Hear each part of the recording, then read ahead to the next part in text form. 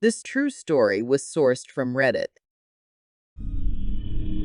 This story takes place on the shores of Lake Simcoe, Ontario, Canada, in a small town named Brechin, a town with a population of just over 800.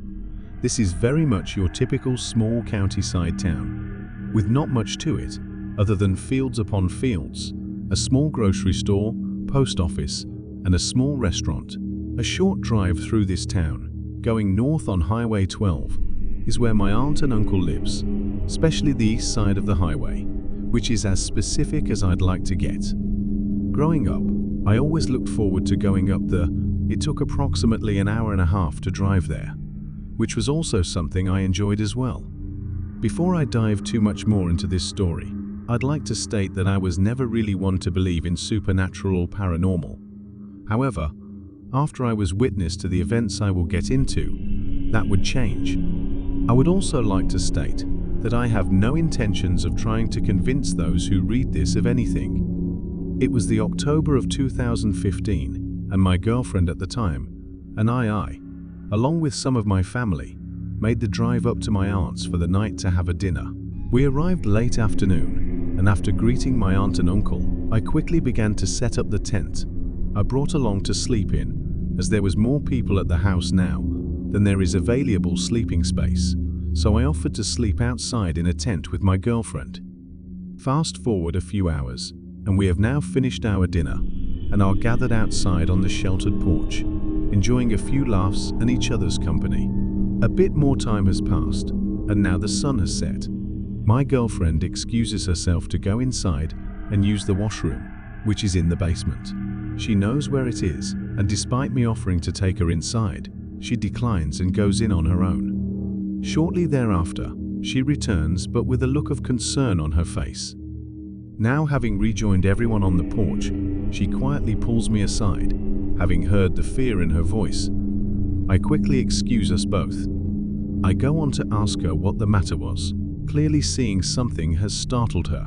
She went on to explain that on her way downstairs to the washroom, she passed the den, which has an old reclining rocking chair in it. As she walked through, now having just passed the den and that chair, she believes she heard a noise, and after looking around, she noticed the chair was now moving slightly, and rising from behind the chair was two red lights, the size of eyes, which stopped at about 6 feet high. Needless to say, she never made it to the washroom, instead turned around and got out of there as quickly as she could. After she explained this, I tried my best to calm her down and reassure her that it was likely just the cat jumping off the chair, and maybe the red lights was something coming in the window from outside. She did calm down, however, I could tell she didn't buy what I was saying for 1 second. And in all honesty, I'm not sure I really bought it myself either. I have always felt something odd while at this house, but I always chalked it up to just being a nervous kid in a house that wasn't my own. We joined back with my family and tried to enjoy the last bit of the night before heading off to the tent to go to bed for the night. Having seemed to have forgotten the small event that took place in the basement earlier, we say our goodnight and take off to bed. The cool October air had us sleeping in no time. A few hours have passed and I'm awoken. I have a hard time sleeping straight through a night, and waking up several times a night isn't uncommon for me. I rub my eyes and take a look over to my girlfriend, who is still fast asleep. I throw my shoes on and I make my way to the house to grab a glass of water.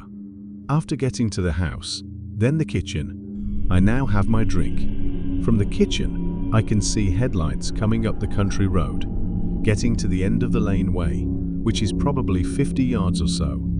Then just sitting there for a few seconds before proceeding to drive up the laneway. It's my cousin, who was expected home earlier in the night, but ended up working late. I finish my drink and make my way back out of the house with the intentions to meet her outside and chat for a minute before heading back to bed. As I approach the door leading outside, I am almost knocked on my back from her rushing in the house, swinging the door open violently. I ask her what's wrong, and I was not met with a verbal response. Instead, she raised her finger pointing at the door. Instinctively, I looked.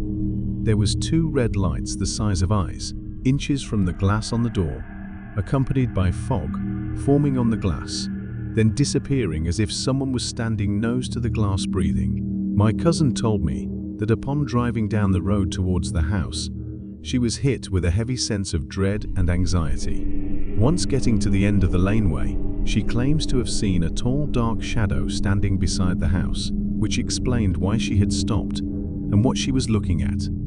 The feeling and dread and fear quickly took over, prompting her to make a run to the house as soon as she got out of her car. We talked for a few more minutes before I got the courage to make the walk back to my tent. After quickly walking across the large yard, I practically dive in my tent, not exactly concerned about waking up my girlfriend, as I felt she would be understanding. All things considered, I enter the tent, heart racing, and I zip the door to the tent after taking a quick look outside, fully expecting to see something, anything, face to face with me, but nothing. I let out a small sigh of relief, zip up the tent, and turn around now facing my bed, and more importantly, my girlfriend, who is sitting straight up. I can't make out any features, but I get in bed beside her, under the covers, and apologizing for waking her up. The words that came out of her mouth, next I truly believe, will stay with me until the day I die. I apologize, and there is a short pause before she says, "I almost had her. I will get her next time." I sat there completely still, not making a sound. I have always heard how fear can be paralyzing, but I always thought that just happened in movies. I learned that night I was wrong. I reached over and grabbed my phone to use as a light. I made up the nerve to now face my girlfriend, who is now far more visible, and I can see her eyes are shut. She appears to be sleeping, but still sitting upright and not moving. I thought what I should, and realized there wasn't much I could do.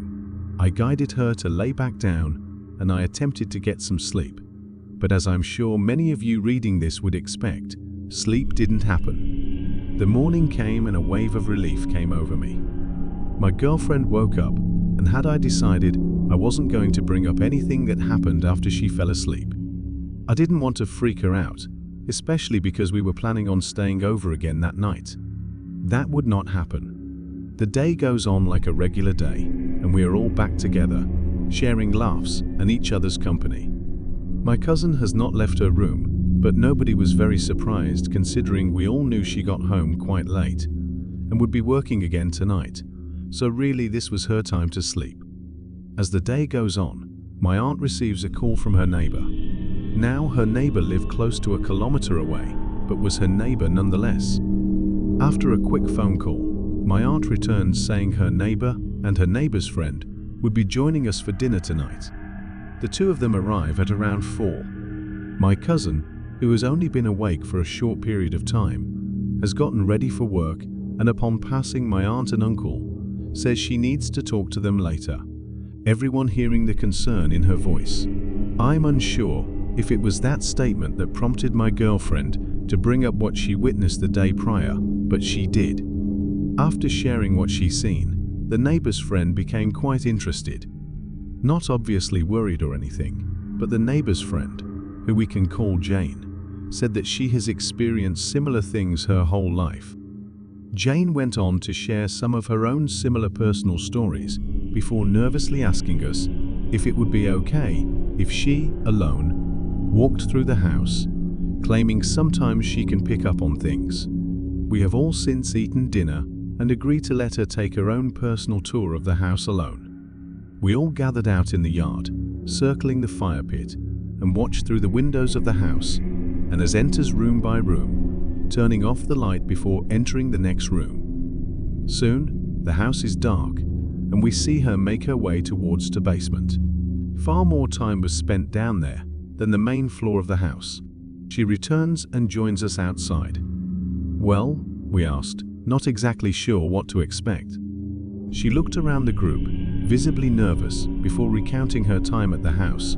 Through the entire day, Jane started off by stating she first saw something, a tall dark shadow, inside the house as they were approaching the house when they first got there. She went on to say she had seen it numerous times throughout the day. It wasn't until my girlfriend recounted what she had seen that made her decide she walked through the house alone. On her tour through the house, she claims she's seen nothing on the main floor. However, the basement was different. What she said next has baffled me and left me horrified. Take it as you will. She claims to have seen and spoken to an old man in the basement. She claims that he believes my cousin is his wife. She goes on to say that this old man lives in the house and spends most his time in the basement. The hardest part about listening to all of this is what she says next. With a bit of hesitation, she says he was at a level peace, but now he is angry, furious, because she was in the house.